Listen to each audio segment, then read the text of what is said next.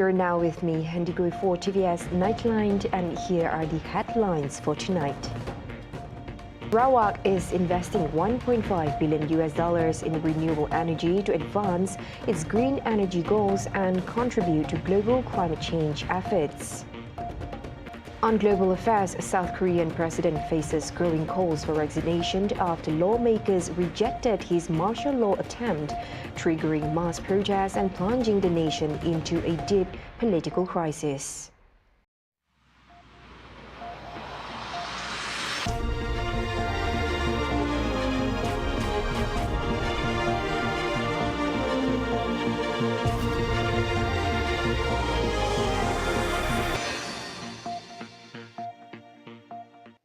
SARAWAK is reinforcing its commitment to renewable energy with a $1.5 billion investment in line with global efforts to combat climate change and promote sustainable development. SARAWAK Deputy Premier Dato' Amar Awang Tengah Ali Hassan stressed that this initiative is a crucial step towards achieving the state's green energy aspirations.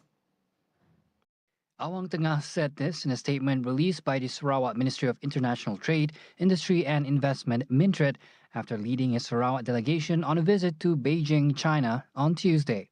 During the visit, the Sarawak delegation met with CRE International Chairman Zhang Yan in order to realize the region's renewable energy projects. The delegation also visited CRE International headquarters and toured its AI-powered controls and monitoring systems, overseeing all energy projects across 31 provinces in China. The collaboration also includes integrating advanced energy storage systems to enhance the reliability and efficiency of Sarawak's renewable energy infrastructure. Meanwhile, CRE International Chairman Zhang Yan reaffirmed its commitment to blend global expertise with Sarawak's local potential. Also present in the meeting were MINTRAD Advisor Dato' Sri Narodin Majais, MINTRAD Permanent Secretary Zulkarnain Masron, Land and Survey Department Director Awang Zamhari Awang Mahmud, Invest Sarawak CEO Timothy Ong, and Rakoda CEO Dato' Ismawi Ismuni. Now, over 300,000 ringgit has been allocated to forward bases across Sarawak to procure dry food supplies and clean water for disaster victims, particularly those affected by floods in the state's 7 divisions. Sarawak's Minister for Women, Childhood and Community Wellbeing Development, Dato' Sri Fatimah Abdullah, emphasised that this funding would ensure that sufficient aid reaches flood victims, especially during peak flood seasons.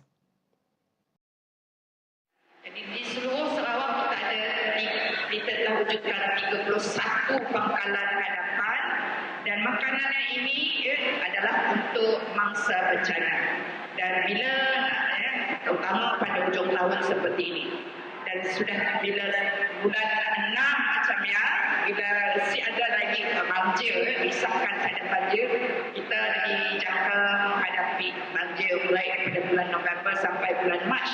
Lepas tuan-tuan dan puan-puan, tahun ini sejumlah 349,361 telah diperuntukkan untuk pangkalan hadapan bagi membolehkan JKM membekal bantuan makanan dan juga air bersih bagi 7 bahagian di negeri Sarawak ini.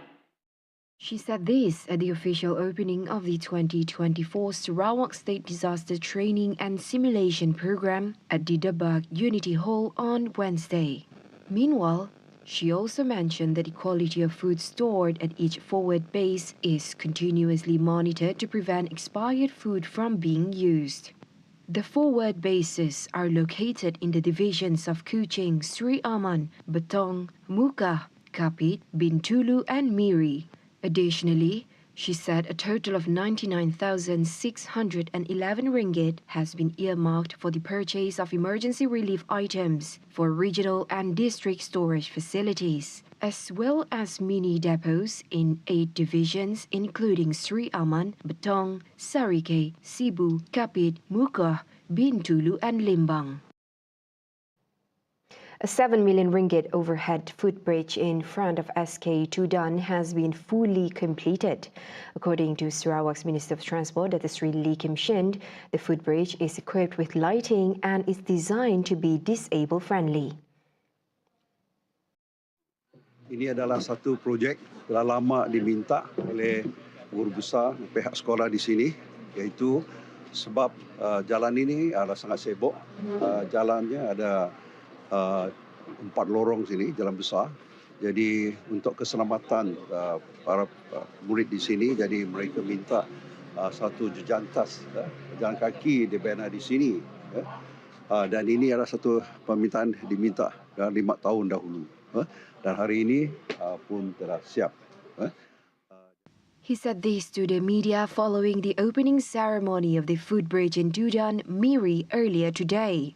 He advised students and parents to make full use of the footbridge. The construction of the footbridge in Dudan, Miri began on November 4, 2022 and was initially scheduled to be completed by May 3, 2024, with an 18-month timeline. However, after 2 extensions, the project was completed on October 10, 2024 and has been officially operational for the benefit of the surrounding community. The federal government is making sure that allocations for flood victims are channeled based on the severity and needs of affected areas, including damage to public amenities and infrastructure. Deputy Prime Minister Datuk Seri Fadila Yusof explained that the government has a process in place to assess the affected areas so that appropriate allocations can be made.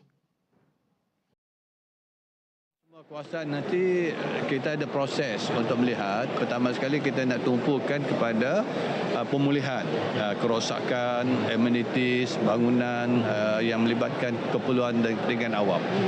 Tunggu selesai banjir baru diputuskan. Ya? Baik, terima kasih.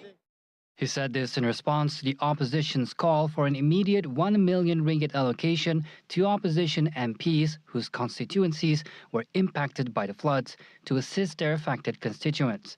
Yesterday, Arau MP Datuk Sri Shahidan Kasim reportedly said that his party had submitted an application, including through SMS, regarding the matter.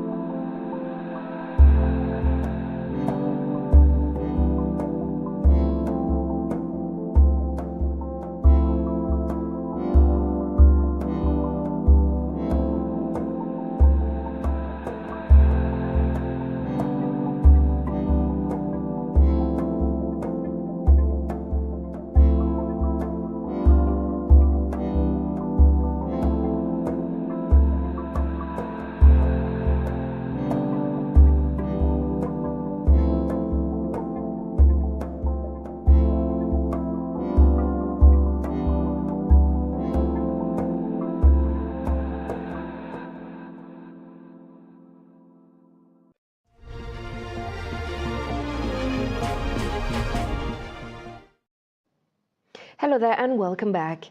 Rural areas in Sarawak have been selected as one of the initial locations for solar light installations to be implemented next year by the Ministry of Rural and Regional Development. Deputy Minister Datuk Rubia Wang said, apart from Sarawak, the project will also be carried out in Pahang, Perak and Johor. According to her, 1,000 units of solar lights have been approved for Sarawak, focusing on remote areas with limited access. Permohonan bagi pemasangan lampu jalan telah pun dikemukakan kepada pihak kontraktor iaitu Sarawak Energy Berhad bagi tujuan semakan dan pemasangan di bawah program pemasangan lampu jalan negeri Sarawak fasa 8. Sebanyak 100 unit lampu jalan melibatkan 16 kampung di kawasan Parlimen Tanjung Manis telah diluluskan. Pada masa ini, kerja-kerja pemasangan sedang dilaksanakan secara berperingkat-peringkat. She was responding to a supplementary question from Tanjung Manis MP Yusuf Wahab, who asked whether the ministry plans to install solar lights in rural areas to reduce electricity costs and maintenance burdens.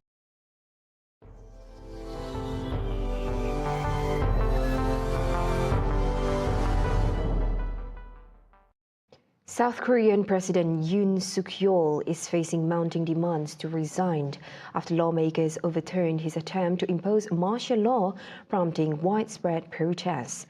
The unprecedented move plunged the country into deepest political crisis in decades and left international allies alarmed.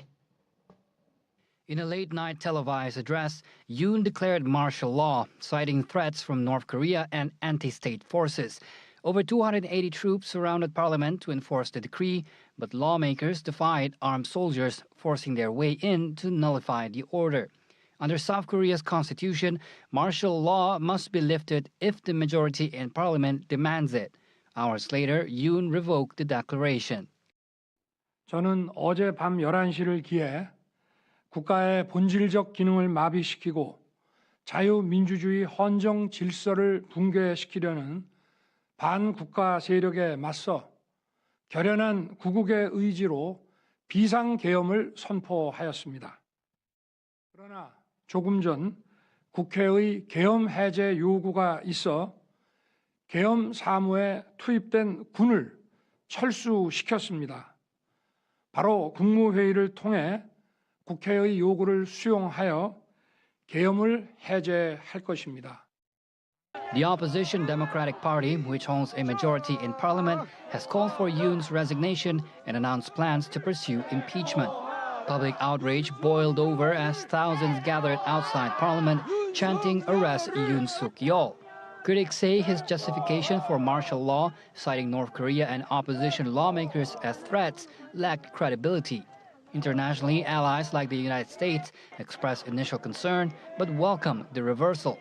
The crisis has shaken Yoon's presidency, already under strain from plummeting approval ratings and economic woes.